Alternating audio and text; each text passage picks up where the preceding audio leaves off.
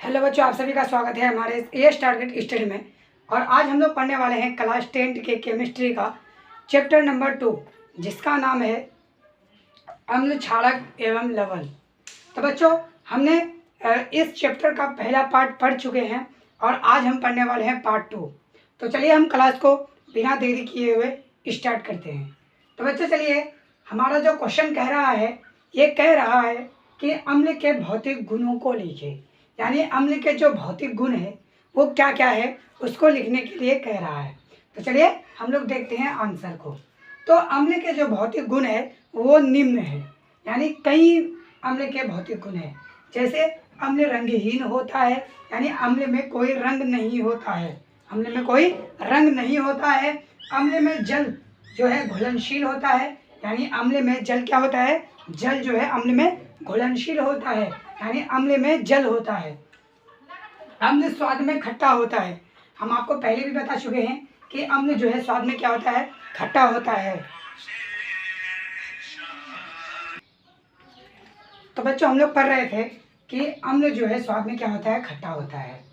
और अम्ल जो है चमड़े को भी जला देता है।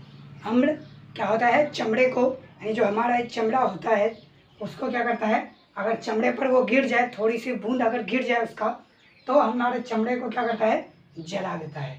तो मैं उम्मीद करता हूँ कि आप लोग अच्छी तरह से समझ चुके होंगे कि अम्ल के भौतिक गुण क्या क्या है। तो चलिए आगे बढ़ते हैं और देखते हैं कि अम्ल के रासायनिक गुण भी है।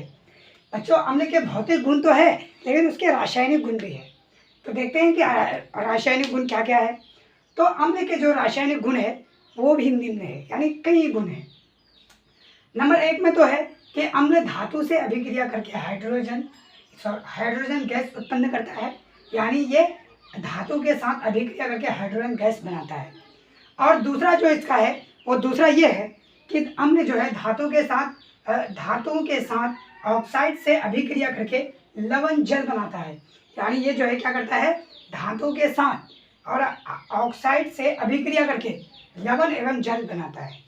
और तीसरा जो हमारा है वो है कि अम्ल क्षारक के साथ अभिक्रिया करके लवण एवं जल, लवण और जल बनाता है। यहाँ पे तो था कि जल, लवण और जल, लेकिन यहाँ लवण एवं यानी लवण और भी जल, ठीक है, ये दोनों साथ में बनाता है। और ये दोनों अलग अलग, जैसे लवण भी बनाता है तो जल भी बनाता है। तो ये 3 हमने लिख दिए हैं, और भी कई सारे हैं इसके गुण। तो मैं उम्मीद करता हूँ कि आप लोग समझ चुके होंगे कि अम्ल के भौतिक गुण क्या है और अम्ल के रासायनिक गुण क्या है। तो चलिए आगे बढ़ते हैं और देखते हैं नेक्स्ट क्वेश्चन को।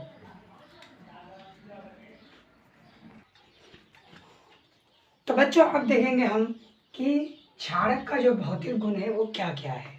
तो चलिए हम देखते हैं कि क्षारक के भौतिक गुण क्या क्या है।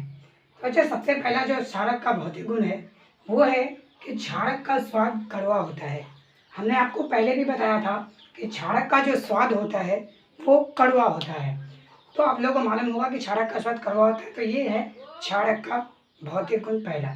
और दूसरा है क्षारक का गुण, क्षारक को छूने पर जो है, क्षारक क्या होता है, साबुन जैसे लगते हैं। जब क्षारक को हम छुएंगे तो जिस तरह हमको छूने पर ये साबुन का जो कैटेगरी है उस तरह मालूम होगा, उसी तरह हमको क्षारक को छूने पर लगेगा कि ये साबुन ही है। ऐसा लगेगा कि मतलब हम साबुन को ही पकड़े हैं।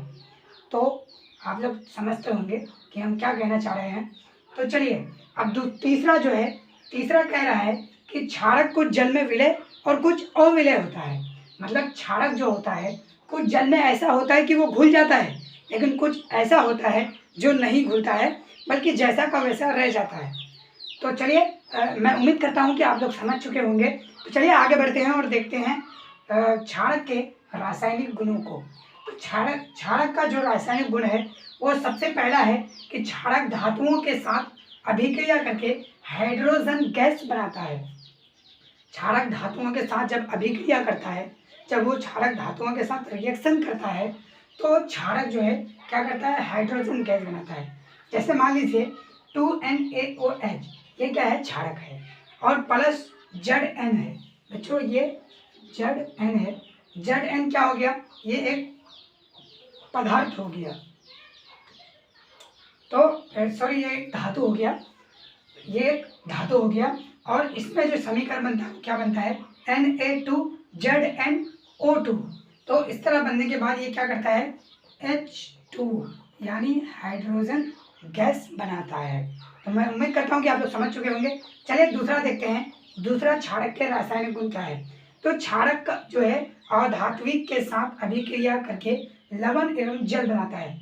यानी जब क्षारक अधात्विक के साथ, धातु के साथ नहीं, अधातु के साथ अभिक्रिया करता है तो वो क्या करता है, लवण एवं जल बनाता है। जैसे देखिए बच्चों, 2NaOH ये हमारा क्षारक है और प्लस CO2 ये हमारा धातु है, कार्बन डाइऑक्साइड ये हमारा धातु है। और ये जो समीकरण हमारा बनेगा ये बनेगा Na2 और CO3 यानी CO3 यानी O यहाँ पर भी है, यहाँ पर भी है, तो O2 और एक O यानी 2 प्लस, यानी ऐसे नहीं, देखिए 1 प्लस 1 बराबर कितना हो जाएगा, 2 हो जाएगा। और 2 में 1 जोड़ लेंगे तो कितना होगा, 3 होगा। तो 3 O का 3 होगा, तो यहाँ पे क्या हो जाएगा, CO3 प्लस H2O यानी हाइड्रो ऑक्साइड। ठीक है बच्चों, तो यहाँ क्या हो जाएगा, जल एवं लवण बन जाएगा। यानी ये जो है क्या हो जाएगा, जल भी बन जाएगा और लवण भी बन जाएगा, यानी हाइड्रोजन भी बन जाएगा और ऑक्साइड भी, इसको हम लोग बोलेंगे हाइड्रो ऑक्साइड। तो मैं उम्मीद करता हूँ कि आप लोग समझ चुके होंगे दूसरा।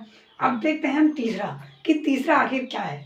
तो बच्चों तीसरा कह रहा है कि क्षारक अम्ल से अभिक्रिया करके, क्षारक अम्ल से अभिक्रिया करके लवण बना देता है। क्या करता है, लवण बना देता है। तो देखिए कैसे, NaOH ये तो हमारा क्षारक हो गया, हम ये शुरू से ही बोलते आ रहे हैं कि ये हमारा क्षारक हो गया। और HCl ये हमारा अम्ल हो गया, हाइड्रोक्लोरिक अम्ल, ये हमारा क्या हो गया, तो ये हमारा अम्ल हो गया। तो इसका जो समीकरण ये बना है, क्या बना है, NaCl। उसके बाद ये जो क्या हो गया, H2O यानी ये भी क्या हो गया, लवण में तब्दील हो गया। तो मैं उम्मीद करता हूँ कि आप लोग समझ चुके होंगे कि क्षारक के भौतिक गुण क्या है और क्षारक के रासायनिक गुण क्या है। तो चलिए आगे बढ़ते हैं और देखते हैं नेक्स्ट क्वेश्चन को, कि नेक्स्ट क्वेश्चन जो है वो क्या कह रहा है।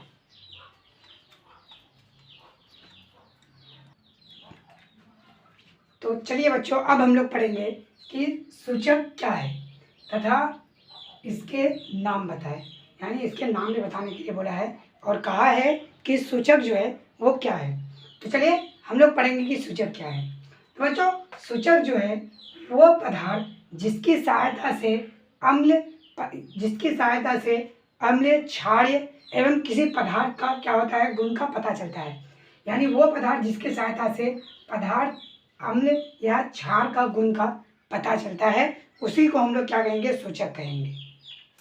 अब बच्चों कैसे, तो चलिए जैसे मान लेते हैं लिटमस पत्र हो गया।